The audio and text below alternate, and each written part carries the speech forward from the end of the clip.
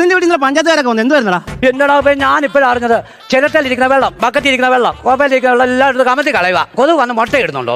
കൊതുകിന്റെ മുട്ടയ്ക്ക് എന്തോ ഇത്ര അടിയുമാൻ എനിക്കറിയത്തില്ല. അതുകൊണ്ടൊന്നും അല്ലടാ, കൊതുവിനെ പറ്റി വലിയ കഴിഞ്ഞാൽ പകർച്ചവാദി രോഗങ്ങളൊക്കെ ഉണ്ടാവും നമ്മുടെ നാട്ടിലൊക്കെ. അതിനായിരുന്നു അങ്ങനെ ഞാൻ ചോദിക്കട്ടെ, ഇവിടെ ഇത്രയും വെള്ളം ഇവിടെ കെട്ടി വെക്കുന്നു, ഇതാരും തിരിച്ചു വെക്കുന്നില്ലല്ലോ. ഈ വഴി എങ്ങോട്ട് പോകുന്ന വഴിയാളാ? ഇതുവഴി അങ്ങോട്ട് കിടക്കുന്ന വഴി എന്റെ രഘു രാവിലെ വന്നാലും ആ വഴി അവിടെ തന്നെ കാണും. എങ്ങും പോകുന്ന വഴിയല്ല, ഈ വഴി തെറ്റി പോകായിരുന്നു. ഇപ്പം പറഞ്ഞ ആരാ? ഞാൻ അവൾ ആഗ്രഹനാഥൻ ആണ്. എടാ എന്റെ വീട്ടിൽ ഒരു പിച്ചക്കാരൻ വന്നു.